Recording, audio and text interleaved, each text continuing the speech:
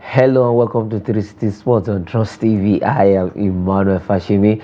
We've got you covered on the program this morning. 360 Sports reaching your screen, and we'll be looking at stories making the rounds in the world of sports. We'll be looking at Team Nigeria preparation to Paris Olympic Games. Just 2 days away from now, that games will be starting. In Paris, France, 72 hours, less than 72 hours thereabout, which will be having the Paris Games up and running. But the women's football event will be kicking off tomorrow, and our darling Super Falcons will be in action against the ladies from Brazil. And then on Friday, 26th, is going to be the opening ceremony of the event proper of the 2024 Paris Olympic Games. After 100 years, the Games is returning to France. They say it is the centenary Games in France. For them, they want to host and leave a lasting memory with all of the athletes that will be coming. We have Nigerian athletes going there, 12 sports. We will be participating in all of these and many more on the show. And we will begin from this particular story, the Paris Games, where Nigerians have reacted and they've praised the move from the NOC, that is Nigerian Olympic Committee, for giving Amusan, for selecting Amusan as a flag bearer at the Paris Games. She's going to be a flag bearer during the opening ceremony in Paris, and the team captain general will be Okpeyori, that's a badminton player, but Tobi Amusan is going to be the flag bearer, and Nigerians are happy. They praise that decision for choosing Tobi Amusan as the flag bearer of Nigeria, of Team Nigeria, to the 2024 Paris Olympic Games. World champion, African champion, Commonwealth Games champion, world record holder, 12.06 seconds in Eugene 2022. Fantastic lady, and this year she's also one of the ladies that hold the fastest time in hurdles this year, 12.40 seconds in history. And for Tobi Amusan, we are happy that the NOC has selected her to be the flag bearer. I have Dan Amazinha joining me on the program this morning from Mina. Dan, welcome to 360 Sports on Trust TV. I believe the way other Nigerians are happy, praising the selection of Tobi Amusan as the flag bearer. I know you yourself, you are happy for that decision coming in from the NOC. Well, thank you for having me once again in the program, and good morning to all our viewers. Let me say I'm elated, not just happy, because I think this is the right decision. Somebody who has paid her dues. Actually, she is one of the best the continent has to offer right now. Like you rightly said, she's currently the world 100 meters hold record holder, 12.12 seconds. That is a record that I think she's taking into these Olympics. And don't forget, she's back-to-back Commonwealth and, of course, All African Games record holder, 2018 and 2022. So these are the kind of rich resume that she's taking right to that games. I think if there is any athlete right now that hopes of Nigerians are resting on, I think Tobi Amusan is one of them. So being the flag bearer is an added impetus to see how much importance her presence is to Nigeria. So most Nigerians will be looking forward to not just seeing her as a flag bearer, but somebody who also do us proud after all that we have gone through as a nation for 28 years during the last Olympics, where we were able to get some medals. I think that is 1996 precisely. Ever since, we've been struggling, but this time around with our presence, I think that is a rekindle of hope that Nigeria this time around will come back with something to celebrate the female athletes in particular. Because like I jokingly told someone, this looks like more of a female Olympics for Nigeria in the real sense of it, because all our medal hopes are resting squarely, mostly on the women.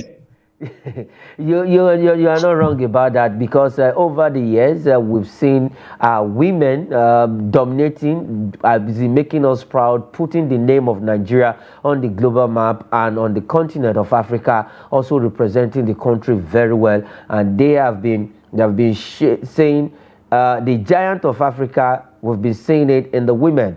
Now, looking at our teams in general, like you mentioned, Tobi Amusan, the women this time around, I think that's why we have the men representing us. It's as if the women are more in numbers going to these particular games in France. Don't say that again because that is the obvious fact. Look at it carefully. From the wrestling, our medals, if we will have a podium finish, it will definitely, by the grace of God, come from the female athletes, where we have the likes of Okoro Dudu, we have Adekore. Those are the medal hopes of Nigerians in that category of, wrestling. When we come again to football, we are also seeing the female, actually, the team events, the male will not qualify, but the female were able to do it. And now come back to the basketball. It's the D Tigress that are actually going to take the slot that the male had the last time. So you discover that even in the tracks and field, you discover too that the male we're hoping they will put up a good show, but our sure medal hopes, if we got helping us winning medals, I think it will still come from the female. So to me, like I said initially, this look more like a female Nigerian Olympic outing. And I hope that our sisters and our mothers will not disappoint us. Yes, our sisters and mothers will not disappoint us. For Tobi Amusan, she's our flag bearer. She will be flying that green and white color right there during the opening ceremony. And Okpeyori, the badminton player, is the captain general of Team Nigeria. Let's see how everything goes well. But for the Super Falcons, quickly, then the games comes up on Thursday. That's tomorrow in Bordeaux, and I believe our Falcons are battle ready for this particular one. Yeah, they might be battle ready, but again, the battle they have to confront is not even actually on the field of play. It's a psychological battle of playing against Brazil. That is a psychological defeat that we normally suffer in the hand of Brazil. Each time a Nigerian team is taking a Brazilian side, that is this inferiority complex that this is Brazil we are playing, we might not just have to win. Now, if we're able to get that out of the way, Brazil has not been doing so well, both in the male and the female cadres in recent times. So we just have to get that off our minds. Teams should have that psychological preparation going into that game against the Brazilians. If we're able to get a flying start, then I think the sky would definitely be the limit. But as it stands now, it's quite a tight group. And most Nigerians are pinning their hopes on this Falcon, or Super Falcons.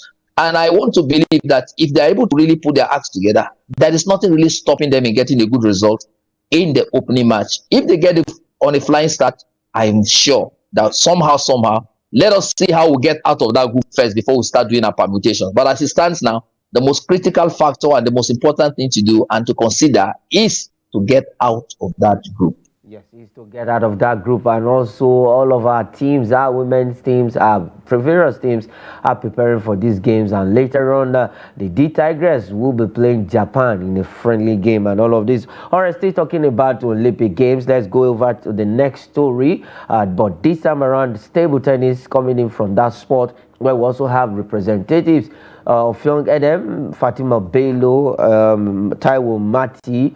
We have Arna Kadri and Co, Shanaike, Riola, all of them will be there in Paris. But this time around, it's coming in from Elfion Gedem, where she fires up table tennis teammates. That is encouraging them, telling them, yes, they can do it. The success so far in table tennis was recorded by Arna Kadri. Quarterfinal has been the best performance when it comes to table tennis. But Elfion Gedem is telling others that, yes, we can go further than that this time around in France. Yeah, you are correct, because look at it this way. Ophion Edem actually has one of the best records, because she's perhaps the only female so far, the only Nigerian so far that won an European match in the European circuit. So as far as female tennis is concerned. And don't forget too that this lady has been to the Olympics. This is her fifth outing in the Olympics. She has been in the Olympics in 2004, 2006, 2016, 2020, and this is going to be her fifth Olympic. So if she has this kind of reach, perhaps, maybe, who knows, maybe this is going to be her last Olympic, because at 36, she has seen it all. All that is left for her is perhaps to crown her effort with at least a medal on her neck before she resigns, or maybe before she pulls out of her active sporting life. The Calabar-born athlete is somebody that other teammates are rallying around because of her wealth of experience. And we hope that her battle cry to ensure that she rally the troops around herself and ensure that they go all out and do the nation proud will not be in vain at the end of the day.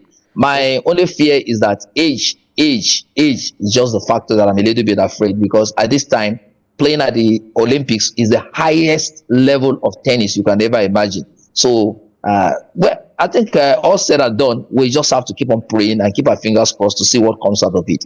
But I think it's a good thing that she's motivating the team by the fact that she has already been there on 4 different occasions. This is her 5th outing. So invariably, she has a wealth of experience to propel the other athletes to say that we can do this. Perhaps let us do our country proud. Something keep on telling me that this might be another 96 in the making. Yes, this might be another 96 in the making, because if you look at the level of preparation of Team Nigeria individually, these guys have that determination, that dedication. They really want to prove every critic's wrong. And like you said, Dan, I'm also sharing that light that yes, this might just be another Atlanta 96 Olympics, or even far better than Atlanta 96 Olympics. We might just come back with 5, 6, 7, 8 medals this time around in Paris. Still talking about the Paris Olympic Games, one team arrived in Paris, France just yesterday. That is the boxing team of Nigeria. But we have, well, it's not a good news in that section also, where we actually lost one of those boxers to injury. But we have 2 that will be representing us. Ogunshemilore and Adams Olalore will be there representing Nigeria. But for the other guy, Omole, he will not be there, Dan. Oh, Mole is quite a heartbroken story, because every athlete's dream is to appear at the biggest world stage, which is the Olympics. And on the eve of the Olympics, sustaining an injury is like a big blow to anybody, not just to the country, but to himself and perhaps to his career. But our prayers are with him at this trying period, so that God will infinite mercy restore him back to good health. He still has age on his side, so you can look forward to another Olympics, or maybe Commonwealth Games and other competition that will still line up. Every setback to a man's life is like a stepping stone to greater heights in life. So you shouldn't lose hope. But again, it's not a very good one for Nigeria. Although I am not too comfortable, neither am I too optimistic that we might have a medal from the boxing. But I hope that they will be given the opportunity to expose themselves. It's not just about participating to win, but at least participating for exposure itself is important. And I want to believe that is one of the areas that these boxers will be given that opportunity to expose themselves. And who can tell if any of them might be able to grab the headlines and see some promoters who will see their prowess and say, okay, you have the potentials. Why don't you come and turn pro? So those are the areas I think will be positives, and I want to look at it from this Olympics for the boxers in particular. I really don't think boxing is one of the areas that I'm looking forward to seeing Nigeria getting medals in this Olympics. Okay, let's not forget that the last time we got a medal in boxing was in Atlanta 96, Duncan Dokiwari getting us that medal. And over the years, Dan, we cannot take anything away from this sport in Nigeria. Boxing has actually been one of our strengths whenever we go for Olympics, Commonwealth Games, or maybe other sporting events of the world. Boxing, but we've not really seen that in boxing over the years. Well, the answer is not far-fetched, which I'm sure, because I'm very vast in this, you should know that. Sponsorship is the key to this issue. When you don't have sponsors who are willing to put their money where their mouth is, then of course you begin to have these challenges. There is no magic, there is no rocket science in all this. What we're talking about is put your money, let corporate Nigeria come in, sponsor boxing. Boxing is just a gold mine waiting for us to invest. But the fact remains that corporate Nigeria is not investing enough in that sport. That is enthusiastic by the youth to go into boxing, but the fact still remains that if there are no money, nobody will go into boxing. Boxing is a comeback sport, meaning that the lifespan of boxers is not as long as other sportsmen.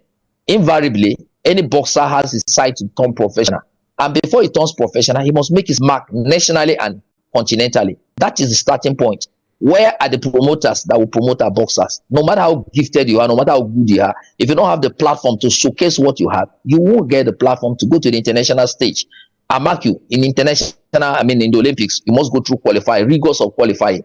And if you are to go through those rigors, there must be some standard you must set. So what is the standard that Nigerian boxers are subjected to when we don't have sponsor? Until when we are able to begin to harness sponsors into boxing and other sports, then our sport will keep on having the challenges we are currently experiencing. Okay, the challenges we are currently experiencing, we just want investment. Let people invest in sport. Don't leave it for the government alone. I will wish Olalore and Ogunshemilore very well, representing the country and the continent at the Paris 2024 Olympic Games. It's just painful that now we'll be having two of them instead of three. And for the other position, it has been replaced by the Ethiopian who actually was beaten during the qualifiers. All right, moving ahead on the show, let's come back home and talk MPFL, that is the Nigerian Premier Football League. And we'll talk about one team, our neighbors, the FCT neighbors. They are Nasarawa United, where the state government has dissolved the management of Nasarawa United. They just got promoted back to the Nigerian Premier Football League after they were relegated to play in the NNL last season. But now they are back to the top flight league. But for the news is that the governor of that state, that is Governor Abdullahi Sule, actually dissolved the management of Nasarawa United with immediate effect. That is that board is being led by Dr. Utma Ahmed Ibrahim. But this time around, they will no longer be in charge of the state men's football club, that is Nasarawa United FC. Well, I don't know. For Utman, I think he has done well with the team. Well, the decision, I don't know why the governor actually took this decision to dissolve the management of the club. Dan, do you think it's a good thing after being just promoted back to the Nigerian Premier Football League and the board is being dissolved? Don't you think it's going to cause, because there must be maybe a laid down plan for her to execute the incoming season, but right now we are going to be seeing a new board? Well, I'm in my little corner in Mina here, so I wouldn't know why he has done that. But the truth of it is this: he must have his own reason for doing what he did, because no governor would have just seen a team promoted to the elite division and then all of a sudden dissolve the management that traveled all the way from the championship, which was quite a very turbulent journey, and landed safely in the Premier League, then dissolve the management. But like I often say, not just in this platform, but in other platforms, most times, let me just be mild, most of our chief executives, state chief executives, I mean, their excellency, the governors, sometimes they look at sports from the perspective of settling the boys. It's not just strictly based on merit sometimes. So somebody must have been putting pressure on the governor who knows that, okay, I don't want to be a commissioner, I don't want to be this, I don't want to be that. All I need is just give me that job of the chairmanship of Nasarawa United. Who knows, what pressure that must have been brought to bear on His Excellency. But maybe it is not so. Maybe he has seen certain things that we are not privy to. So whatever be the reasons, but the fact is that the Premier League is starting in a couple of weeks from now. And dissolving a management and reconstituting it at this time is not just going to augur well for a team like Nasarawa United, who are coming back from the championship to the league. I remember vividly, I sounded this same warning loud and clear here in Niger State, and I think those in authority listened to some extent. I had opportunity to interface with quite some very important personality, but I told them that Niger Tornadoes all through last season will struggle, and if they're not careful, they might be relegated. Not because they don't have the resources, but because of the lateness in appointing management committee for the team, which actually played out. And so when it started playing out, and people are calling me here and there and saying, Dan, you are a prophet of doom and this and that, I was just laughing at them, because I do know that preparation for the league should have started in earnest. Now you have actually now dissolved the board.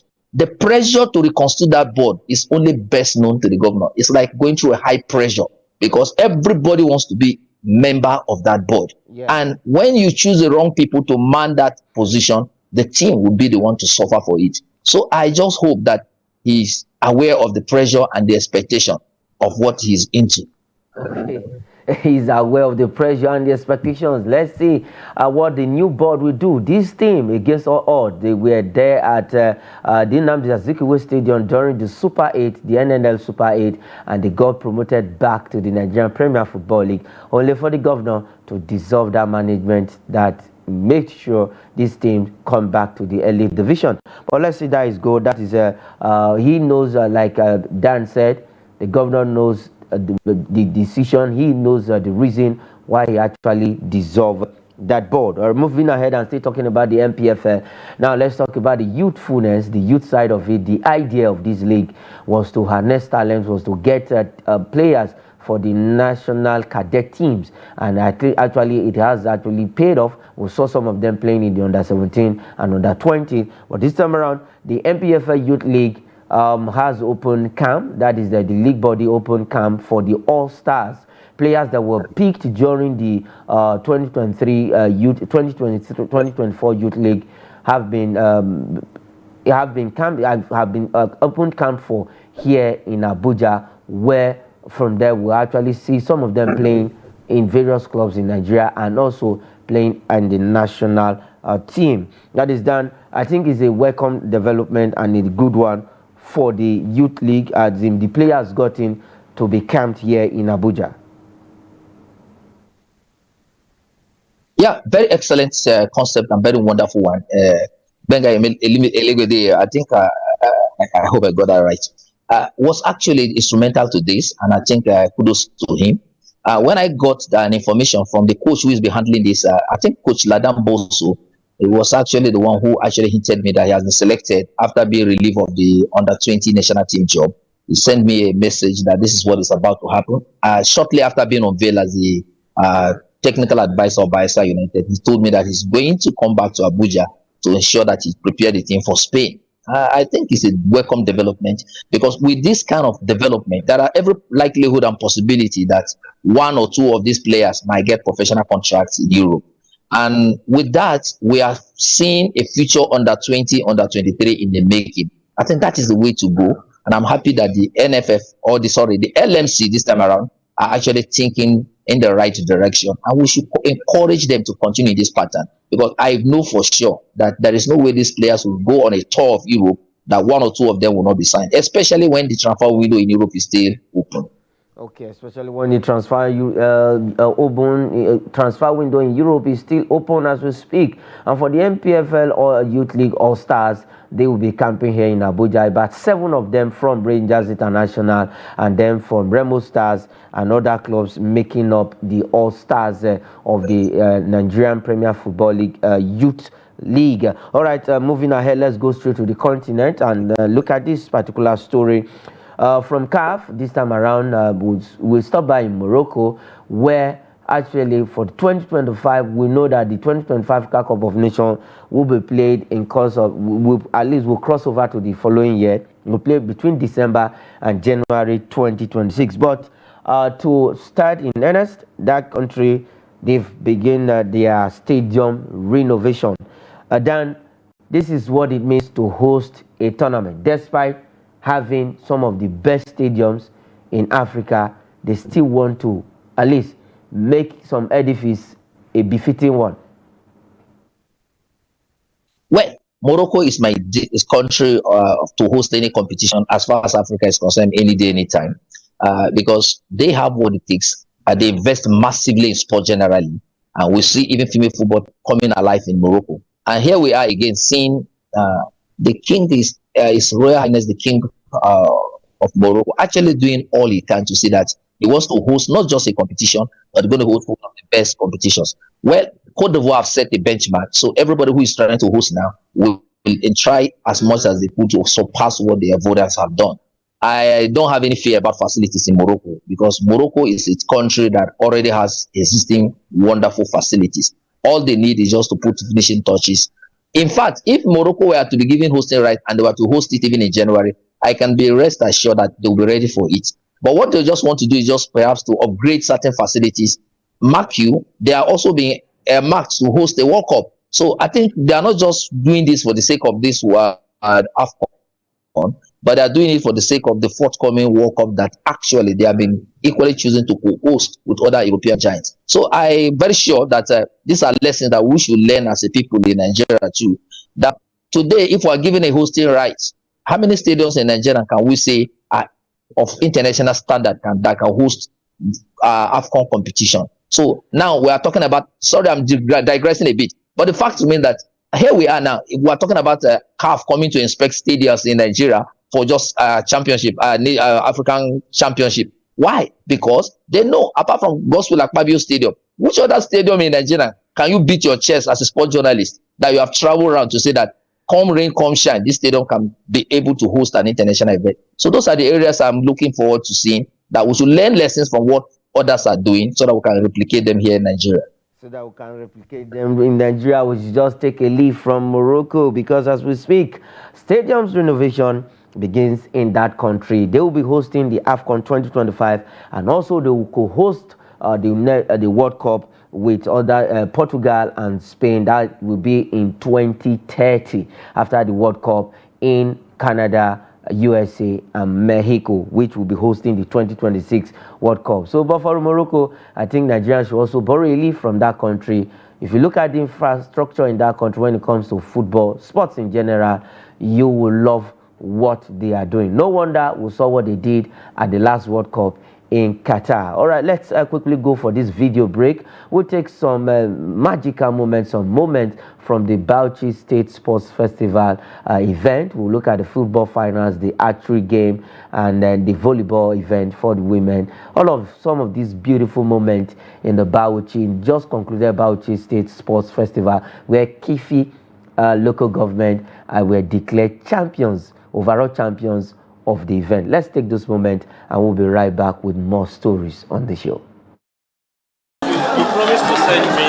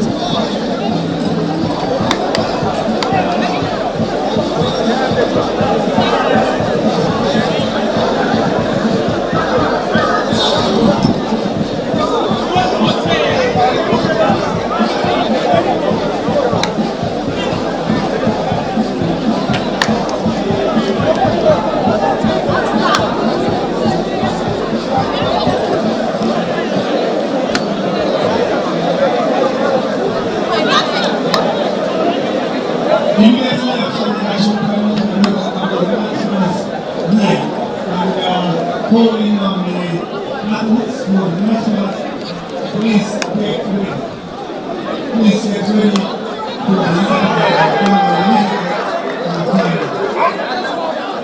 you see, once we break this clear,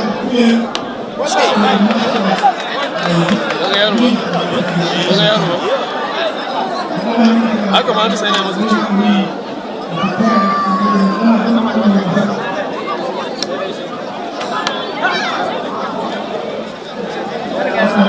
This is the best. That's a yellow no shine the highest point. Yes, shiga yellow ba. That's the highest point.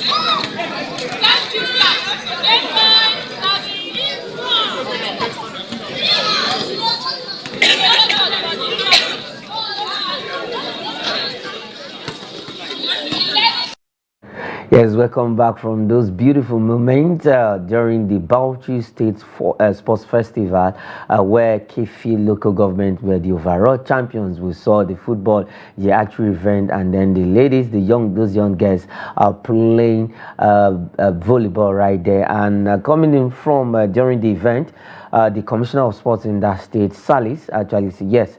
There is going to be an annual event. It's not just one-off thing. They will continue to bring youth, to bring them out of restiveness, other social vices, engaging them meaningfully through sports. And most of them will be representing the state during the National Sports Festival and also representing the country in various sports, which is a commendable one. And I hope they continue this particular sports festival. Let's see where to actually take that state to. All right, moving ahead this time around, we'll be talking transfers. And we will start with the MPFL transfer story. You know, the transfer window is still open in Nigeria, in Europe, and other parts of the world where players are moving from one team to the other. But this time around, we'll start with this particular one from the MPFL, where Bashir Usman signs 2-year deal with Rangers International, the winners of the Nigerian Premier Football League. This guy is a fantastic guy. Last season scored dozens of goals. Dan, I think this player, okay, for this particular player, last season he was able to score more than 10 goals for his club, but this time around he has switched from Niger Tornadoes to Rangers International, who are actually beefing up their team as they will be playing in Europe, I say Europe, not Europe, I beg your pardon, on the continent. That's the CAF Champions League. For Rangers International, they've signed the likes of Tekina Gerardo, Evans Ogbonda, Hilary Ekau, with Ernest Governor joining that team, and Nayo Ogbonna, Lucky Abdullahi, Mark Benotika, Ekisin Okore, and co, who have joined the team. So for Usman, he actually making a very good move. Bashir Usman joining up with Rangers International. This guy wants continental games, and which is a good one for Usman Bashir. And for Rangers International, like I said, they will be playing on the continent of Africa. That is the CAF Champions League. Now they need all hands to be on deck. They need every good player in the country, outside the shores of the country, to beef up their team, because we really want to have a good representation when it comes to continental engagement. The last time Nigeria had success on the continent is 2003 2004 with Enyimba International of Aba, where they won the CAF Champions League against North African teams, Ismaili of Egypt, then they were crowned champions. So let's see if Rangers International can replicate what Enyimba did in 2003, 2004. And also we remember the last time we also had a success on the continent was Sharks of Port Harcourt. Then presently Rivers United, they were called Sharks of Port Harcourt. That was in 2006 when they played the Confederations Cup finals. Despite they lost it, but then we actually had good teams on the continent. Also Bayelsa United replicating that feat. But over the years, we've seen Nigerian teams not doing well on the continent. But for Rangers International, they say they are battle ready. They want to get every good player on their books to represent the country well on the continent of Africa. All right, moving ahead, let's go straight to Europe. Let's leave Nigeria and go straight to Europe and look at some transfer stories on the European stage. Now, this one from Manchester United. This player was asked from the team, but loaned back to where they bought him from, Borussia Dortmund, and he did so well for Borussia Dortmund. He helped Borussia Dortmund get into the Champions League final last season. They lost to Real Madrid in that final, but for Jadon Sancho, he was one of the brightest stars during the 2023-2024 season in Borussia Dortmund colors. He actually did well at the Duna Park. That is where he started. He started with Manchester City, but left England for Germany, and he did so well in Germany with Borussia Dortmund. Manchester United actually had to recruit him. They brought him back to England, but it was not a good one between him and Erik ten Hag, and he was loaned back to Borussia Dortmund, and he did so well. Now back to Old Trafford, but this player wants to leave Old Trafford despite Erik ten Hag and Jadon Sancho having a meeting. They actually sorted their differences, but in a way, at the other side of it, the player does not want to stay with Manchester United. He wants to leave, but at the end of the day, if there are no concrete offer, if there are no concrete offer coming in, then he will just have to play with Manchester United come next season. But those three clubs, Dortmund, PSG, Juventus, all of them are keen on Jadon Sancho. All right, let's look at this one also. Let's take this, another fantastic English player. He plays for the Reds. That is Alexander-Arnold, where Real Madrid is also showing interest in Liverpool defender Trent Alexander-Arnold. Fantastic guy who can play in different positions at the midfield, at the back line. We saw what Gareth Southgate actually did with him, playing him at the middle of the park. But this time around, Real Madrid is showing a very great interest in Trent Alexander-Arnold, in getting him to their books. Let's see if Arnold will definitely leave the Reds. Though there's the contract talks is still ongoing between him and Liverpool, but no concrete discussion yet regarding his contract extension with Liverpool. And Real Madrid is just looking to pounce on that situation and see if they can snap him up and recruit him to their side. And we've got this one. From Manchester United this time around. Manchester United tables 40 million euros for Bayern Munich centre back Mathis de Ligt.